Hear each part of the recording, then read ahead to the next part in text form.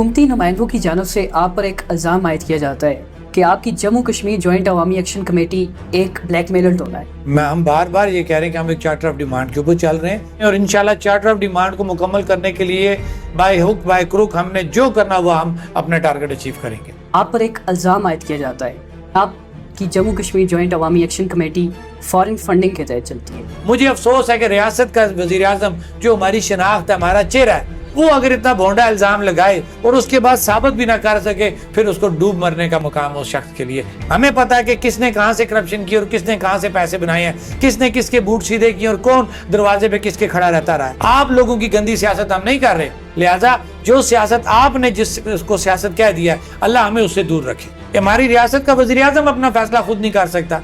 हमसे बैठ के मीटिंग कुछ होती है, वज़ीर आज़म साहब के पास जाते हैं, पहले ओके करते हैं, थोड़ी देर के बाद आती है जनाब ऊपर वाले नहीं मान रहे। हमें तो शर्म आती है ये बात करते हुए। बिस्मिल्लाहिर्रहमानिर्रहीम। नाज़रीन, आज़ाद जम्मू कश्मीर के सबसे बड़े डिजिटल मीडिया नेटवर्क के साथ मैं हूं ज़ैन खान अब्बासी और आप देख रहे हैं AJK पॉइंट। नाज़रीन, आज़ाद जम्मू कश्मीर के ज़िले पूंछ में एक अवामी तहरीक जन्म लेती है जिसका मकसद सस्ता आटा और सस्ती बिजली की फराहमी होता है, और इसी बना पर यह तहरीक दिन ब दिन जोर पकड़ती जाती है और इस तहरीक में एक ज़िले के बाद दूसरे ज़िले और यूँ करते करते सारा आज़ाद कश्मीर शामिल हो जाता है। और आखिरकार वो दिन आ पहुंचता है जब ये तहरीक परवान चढ़ते चढ़ते कामयाबी हासिल कर लेती है और अपने मेन मकसद सस्ता आटा और सस्ती बिजली की फराहमी में कामयाब हो जाती है। इस तहरीक में कायदीन में से जो एक नाम निकल के आता है, जो नेशनल मीडिया यहाँ तक कि इंटरनेशनल मीडिया की भी सुर्खियों की ज़ीनत बनता है, वो नाम है शौकत नवाज मीर। आखिर कौन है ये शौकत नवाज मीर? तो नाजरीन, इस वक्त मेरे साथ मेरी पहली पॉडकास्ट में मौजूद हैं शौकत नवाज मीर साहब। सबसे पहले तो सर आपका बहुत शुक्रिया कि आपने हमें वक्त दिया, AJK पॉइंट को वक्त दिया, और माशाल्लाह से ये अल्हम्दुलिल्लाह से हमारी ये पहली पॉडकास्ट है जिसमें आप हमारे गेस्ट बने। ये हमारे लिए यकीनन फ़ख्र की बात है। मेहरबानी। सर, सबसे पहले तो मुझे ये बताएं कि आपने अपनी इब्तदाई ज़िंदगी कहाँ से शुरू की, आपने अपनी स्कूलिंग कहाँ से स्टार्ट की? सर देखें, बेसिकली मेरी जो पैदाइश है मुजफ्फराबाद है। अच्छा। और स्कूलिंग जो है मेरी नीलम पब्लिक स्कूल 8वीं तक मैं वहाँ पढ़ा, और उसके बाद जो मैट्रिक है वो मैंने जिना पायलट हाई स्कूल नंबर 2 वहाँ से मुकम्मल किया, और उसके बाद फिर ग्रेजुएशन जो है मैंने BCom पार्ट फर्स्ट मैंने छोड़ा है। डिग्री कॉलेज से मैं कर रहा था, वो भी कह लें कि जो बिजनेस इश्यूज थे उस हवाले से वालिद साहब की सेहत ठीक नहीं थी, बाकी भाइयों ने पढ़ना था, तो मैं छोटा था तो मैंने वो जिम्मेदारी ली। अच्छा। और फिर मुझे स्टडी को खैराबाद कहना पड़ा, BCom पार्ट फर्स्ट किया, उसके बाद मुझे छोड़ना पड़ा स्टडी को, और बिज़नेस मुझे अपना देखना पड़ा, क्योंकि जो मेरा बिज़नेस है वो जो है, मैं बेसिकली होल डिस्ट्रीब्यूटर हूँ तमाम न्यूज़पेपर्स। अच्छा। हबीब न्यूज़ एजेंसी के नाम से मेरी जो शनाख्त है माशाअल्लाह। वो है। और फिर इसके साथ सन 2000 में फिर बुक्स का भी मैंने बिज़नेस एक ले लिया, डॉन बुक डिपो के नाम से बिज़नेस कर रहा हूँ। बेसिकली जो मेरे वालिद साहब हैं वो माइग्रेटेड हैं मकबूजा कश्मीर से। मैं उड़ी का रहने वाला हूँ, मेरे वालिदैन जो हैं वहाँ के रहने वाले हैं। 48 में ये माइग्रेट होके यहाँ पे आए थे आज़ाद कश्मीर में, और मेरा घर जो है वो घंटा मुला में है, मैं जो मेरा आबाई घर है। अच्छा। और मैं यहाँ पे मेरे वालिद 1948 में यहाँ पे हिजरत करके आए हैं, और फिर उसके बाद वो यहीं पे सेटल हो गए। कि कोई बचपन का कोई ऐसा किस्सा आपकी स्कूलिंग टाइम का जिसने आप पर कोई मुस्बत कोई इफेक्ट किया हो या कोई मनफी किया हो, कोई बात या मजाकिया कोई किस तरह से कोई चीज़ आपको याद हो? मैं शुरू से ही लोगों को जोड़ने वाला बंदा था, वो चाहे जमात हो जाए, क्लास हो जाए, या वो कॉलेज उसमें हम आ जाएं। अच्छा। वो बिजनेस में आ जाएं। मुझे कोई अल्लाह की तरफ से मेहरबानी थी कि मुझ पे लोग मुतफिक हो जाते हैं। ये नहीं कि ये मैं सियासी बात आपसे कर रहा हूँ, मेरे पे अल्लाह की मेहरबानी है। स्कूल में भी अगर होते थे तो मैं किसी भी चीज़ में बैठे होते थे तो मैं ही फाइनल करता था। गो के मुझसे पढ़े लिखे अच्छे लोग मौजूद थे, ज़हीन मेरे दोस्त मौजूद थे, बरादरी के हिसाब से तकड़े थे, हर लिहाज से वो अच्छे थे। लेकिन जब भी हम दोस्त वगैरह बैठते थे, कोई ट्रिप है तब भी मैंने लीड करना है, खाना पीना है तकसीम करना है तब भी मैंने करना है। ये मैं कह रहा हूँ कि अल्लाह की कोई मेरे पे बड़ी ब्लेसिंग है कि वो चाहे स्कूलिंग है या आज तक है, मुझ पे लोग एतमाद करते हैं اور میرے لیے یہ ہمیشہ جب بھی کوئی موقع آیا، وہ اسکولنگ میں آیا، کالج میں آیا، مجھے اگلوں نے منتخب کیا، جی ٹھیک ہے آپ فیصلہ کریں. آج بھی مجھے کہا جاتا ہے، کوئی جرگہ ہوتا ہے، کچھ ہوتا ہے، حالانکہ میں عمر میں کئی میرے سے سینئر بیٹھے ہوتے ہیں، ٹھیک ہے، لیکن وہ کہتے ہیں جی کہ آپ فیصلہ کریں. یہ وہ رب کی سب سے بڑی بلیسنگ ہے جو اسکول دور میں بھی مجھے ہمیشہ اس پہ استفادہ ہوا، کالج لائف میں بھی ہوا، اور میرا جو بزنس کمیونٹی ہے، میں بے شک وہاں پہ پریزیڈنٹ نہیں بھی تھا. میں بینک روڈ کی بات کروں گا، جب بھی کوئی معاملات ہوئے ساروں نے ڈسکشن کی ہے، میری بات کو فائنل کیا جاتا ہے. شوکت صاحب نے جو بات کی جی اس کو فائنل کریں. اچھا. یہ سب سے بڑی بلیسنگ ہے جو مجھے ہر وقت رب نے مجھے دی ہے. آپ کی ہابیز کیا کیا ہے؟ میں اچھا کھاتا ہوں لیکن حساب سے کھاتا ہوں. چلنا پھرنا میری ہابی کہہ لیں. نیچر سے مجھے پیار ہے. اچھا. ہاں نیچر مجھے گرینری، چرند پرند، کھیتی باڑی، یہ میری بیسک جو ہیں وہ ہیں جن سے میں خوش ہوتا ہوں. جن چیزوں چلنے سے میں خوش ہوتا ہوں.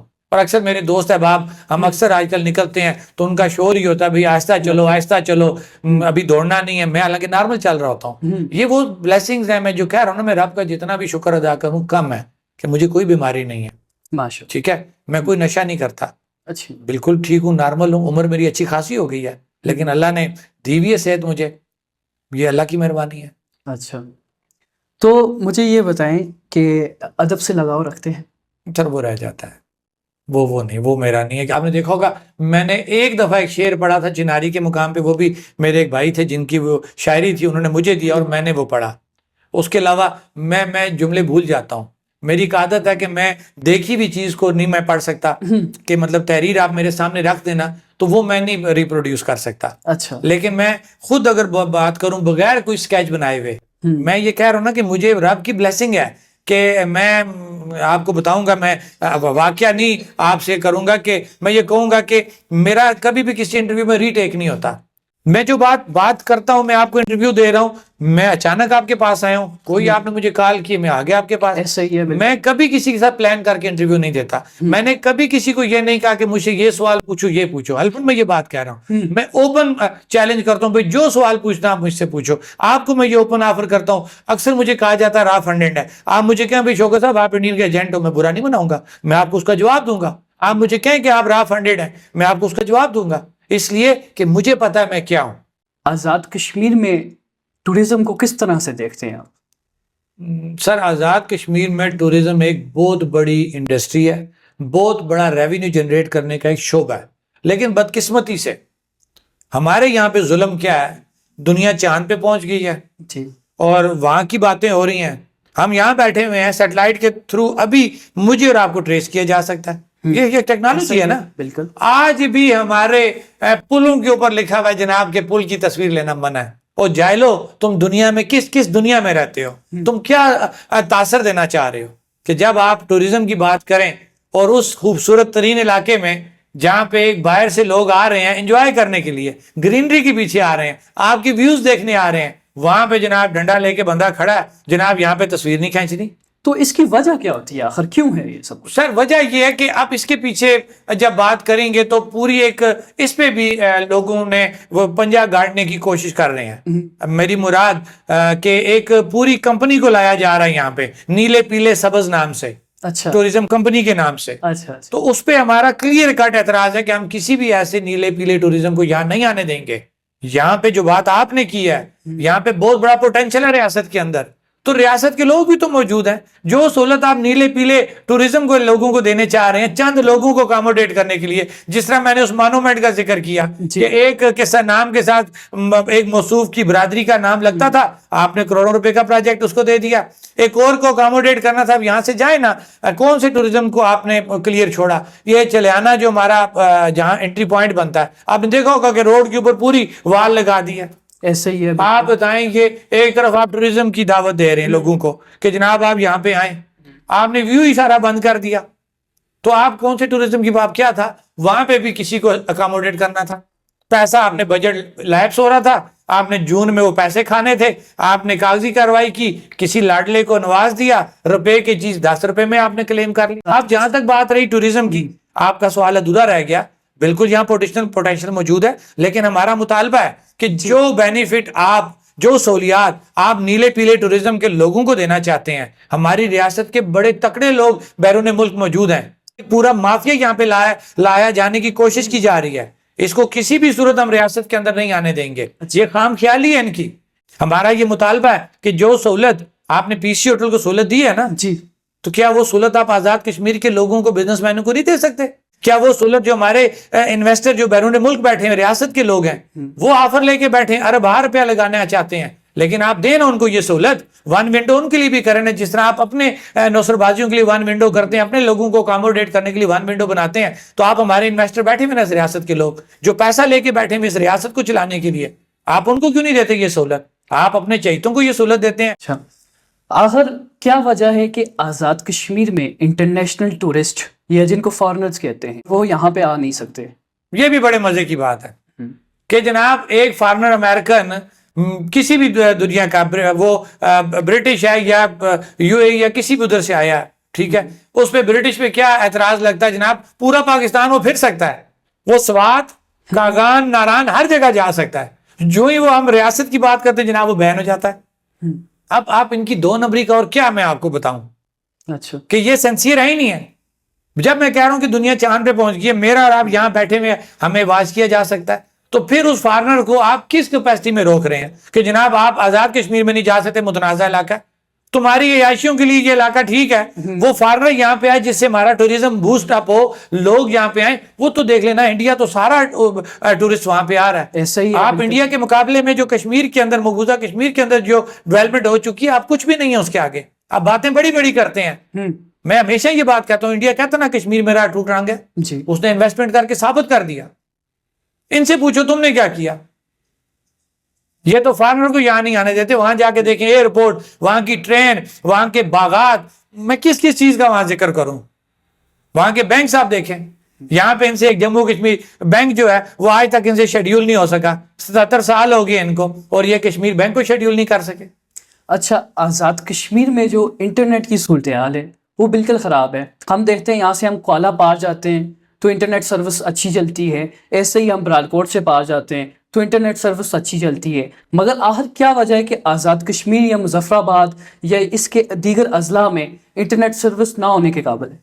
اچھا دیکھیں, اب ہوتا کیا جی, جب ایکشن کمیٹی یا عوام باہر نکلتی ہے, بولتی ہے, تو کہا جاتا ہے جناب یہ ان کا کام نہیں ہے. یہ ہمارے حکمران, سیاستدان, ہمارے ادارے, وہ کہتے ہیں جناب آپ کا کیا کام, آپ کون ہوتے ہیں, آپ اس طرح باہر آ کے, ہم موجود ہیں, ہم یہ کام کریں گے.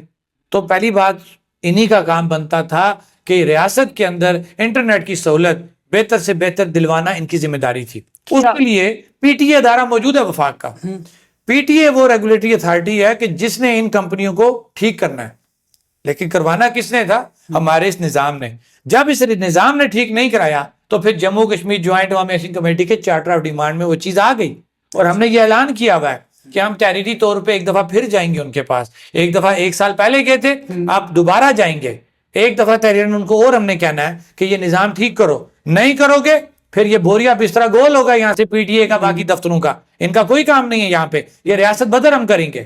جب آپ سہولت ہی ہمیں نہیں دے سکتے, ہم سے پیسے آپ 4G 5G کے لے رہے ہیں, پیکیجز یہاں پہ مہنگے, کیا ہمارے طلبہ کو فاسٹ سپیڈ انٹرنیٹ کی ضرورت نہیں ہے؟ ہمارے تاجروں کو اس کی ضرورت نہیں ہے؟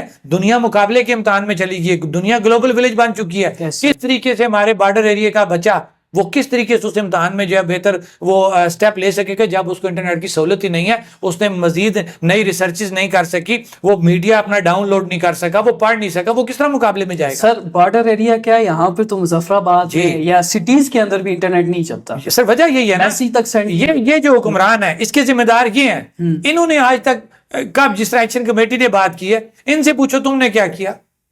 یہ تو بس اپنی عیاشیاں کر رہے ہیں. ان کا کام تھا یہ ادارے سے بات کرتے اور اس چیز کو ٹھیک کراتے. لیکن آج یہ میں پھر کہہ رہا ہوں کہ الحمدللہ یہ کریڈٹ بھی جموں کشمیر جوائنٹ عوامی ایکشن کمیٹی کے کھاتے آئے گا, اور یہ موبائل کمپنیاں اپنی سروس ٹھیک کریں گی.